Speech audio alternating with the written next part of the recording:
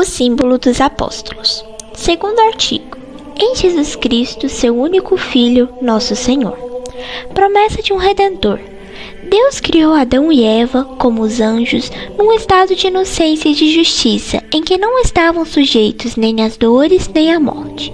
O demônio, disfarçado em serpente, levou os nossos primeiros pais a desobedecerem a Deus, comendo do fruto proibido. Em castigo da sua desobediência, foram expulsos do paraíso terrestre e condenados a comer o pão com o suor do seu rosto. Ficaram sujeitos à ignorância, à concupiscência, à dor e à morte, e ficaram excluídos da felicidade do céu. O pecado de Adão transmitiu-se a todos os seus ascendentes, de sorte que esses nascem culpados do pecado de seus primeiros pais e sujeitos às mesmas misérias. O pecado de que todos os homens nascem réus chama-se pecado original, isto é, que vem da nossa origem. A Santíssima Virgem foi isenta por um privilégio especial do pecado original, porque devia ser a mãe do Filho de Deus.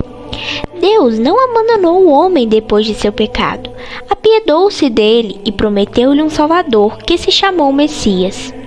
Deus renovou aos patriarcas Abraão e Jacó a promessa de um Salvador.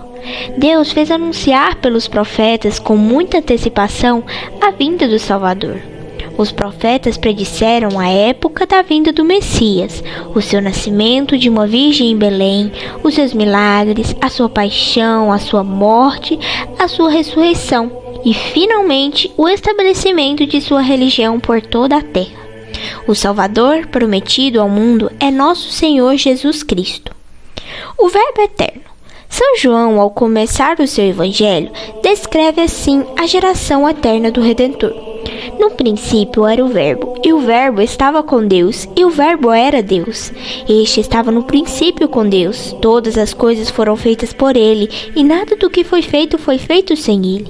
Nele estava a vida era a luz dos homens, e a luz resplende nas trevas, e as trevas não a compreenderam. Houve um homem enviado por Deus que se chamou João. Ele veio por testemunho e para dar testemunho da luz, a fim de que todos crescem por meio dele. Este não era a luz, mas vinha para dar testemunho da luz. O Verbo encarnado.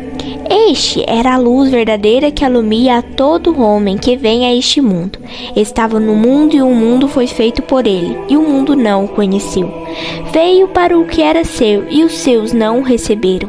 Mas a todos os que o receberam, deu ele por poder de se fazerem filhos de Deus, aos que creem no seu nome, que não nasceram do sangue, nem da vontade da carne, nem da vontade do varão, mas de Deus. E o Verbo se fez carne e habitou entre nós, e nós vimos a sua glória, glória como do Filho unigênito do Pai, cheio de graça e de verdade. João capítulo 1, versículos de 1 a 14. Testemunho do precursor. João dá testemunho dele e clama dizendo: Este era o de quem eu disse: O que há de vir depois de mim foi preferido a mim, porque era antes de mim, e todos nos participamos de sua plenitude, e graça por graça. Porque a lei foi dada por Moisés, a graça e a verdade foi trazido por Jesus Cristo. Ninguém jamais viu a Deus, o Filho unigênito que está no seio do Pai e quem o deu a conhecer. João capítulo 1, 15 a 18. Explicação da gravura. Esta gravura representa o milagre da transfiguração, no qual Deus Pai proclama Jesus Cristo, seu Filho. Jesus Cristo subiu ao Monte Tabor com seus discípulos, Pedro, Tiago e João, transfigurando-se ali de súbito diante deles. O seu rosto tornou-se brilhante como o sol, e as suas vestes brancas como a neve. Vemos aqui Moisés e Elias falando com ele, do meio da nuvem luminosa que se abre uma voz, faz ouvir essas palavras. Este é o meu filho bem-amado, em quem eu tenho posto todas as minhas complacências. Escutai-o. Ouvindo isto, os apóstolos que tinham acompanhado Nosso Senhor são tomados de assombro, prostrando-se por terra. No meio destes, São Pedro exclama: Senhor, estamos bem aqui. Se quereis, façamos aqui 3 tabernáculos, um para vós, outro para Moisés e outro para Elias.